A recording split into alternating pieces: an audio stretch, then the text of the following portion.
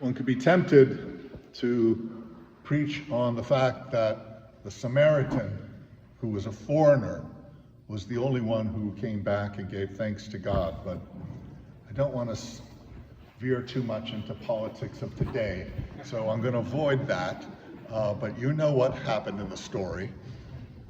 I want to focus on the idea of this miracle of healing, that one of the Samaritans came back and gave thanks to God for. When I was teaching high school, one of the frustrations was always whenever you tried to come up with some profound teaching or some idea and you wanted to get it across, and every now and then a kid would say, well, that's just your opinion. And I'm like, wow, okay, all those years of graduate school, that doesn't matter. This idea that everything's a matter of your opinion seems to be prevalent, is even more prevalent each generation. There's no absolute knowledge or truth, it's just a matter of opinion. And with the word miracle, I absolutely agree. It's a matter of opinion if something's a miracle or not. Because one of the things that I always tried to teach when we covered this topic in religion class was, if you are staring at the sunset, as I was this last week on the Pacific Ocean, and you see the sunset, and you see the glorious colors and the reds and just the beautiful image of the sunset, you can either say, wow, that's interesting, the way the light is refracted by the sun and the sun's atmosphere. Or you could say, this is a miracle, the beauty of God's nature right before us. And it's completely a matter of opinion, whether it's a scientific observation or a miracle. The same with the birth of a child. We pretty much know how it works, and yet it's still a miracle each time. Because I would try to teach the students, this idea of miracle is not necessarily supernatural event, things that you can't explain. A miracle is seeing the presence of God. That it's your ability to see it. The word comes from the Latin, which means to wonder at.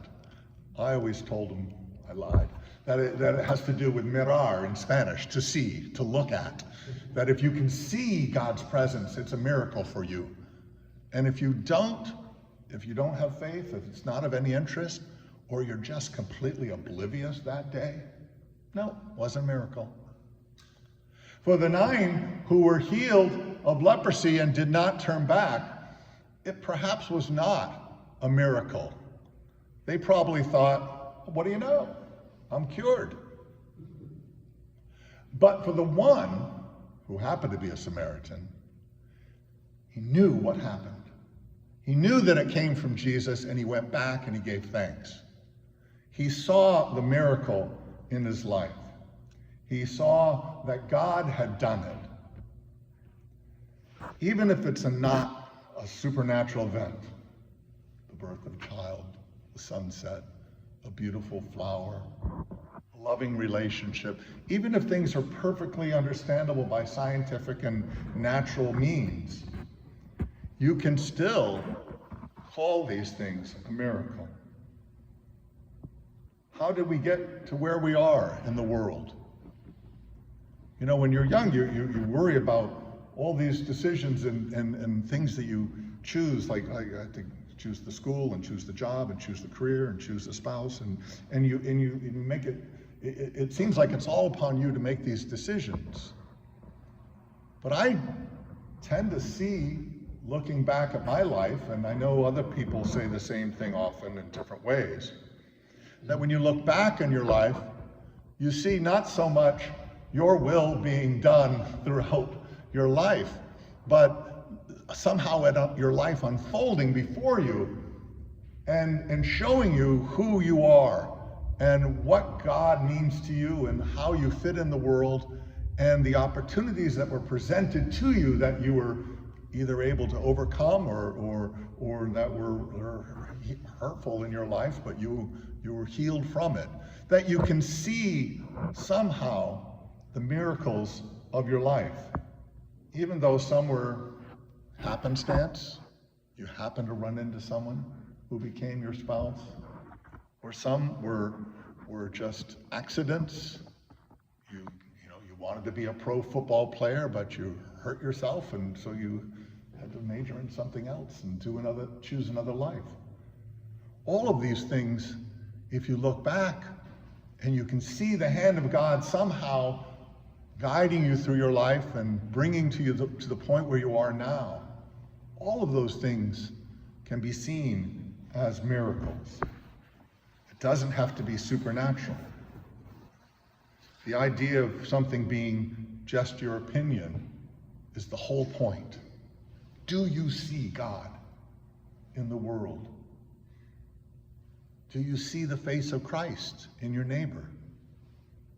One of the things we try to do at St. Andre Bessette is to see the miracle of each other, even in the poor, even in the hungry, even in those that many people don't see at all as they drive by. We force ourselves to look at it. We force ourselves to see the people that we'd rather not sometimes. And we force ourselves to say, this too is a child of God, a brother and sister. This is the miracle of St. Andre Bessette Church and the work that we do and the ministry that we're called to. In our first reading today, Naaman was seeking a cure for leprosy, and he was told to go and ask Elisha the prophet. And he reluctantly did so because he was from a far-off land, and he lived near the Tigris and Euphrates, these great rivers. And he was told by the prophet, go wash in the Jordan. Now, if you've been to Israel and you've seen the Jordan, it ain't the Columbia River, let me tell you. It's a tiny little stream for the most part. And it's nothing like the great Tigris and Euphrates that Naaman would have known. He was a little insulted. He wanted something powerful and supernatural. He wanted something great and majestic. And Elisha said, go wash in this stream. And he did, and he was cured. And he was able to see God's power in even the small little thing that he was asked to do. We're asked to do small little things. Pass out sandwiches, pour coffee, provide a meal, gather leftover clothes that people don't wear and give them to people who don't have any. We're called to do just the little things. And hopefully, those can be miracles.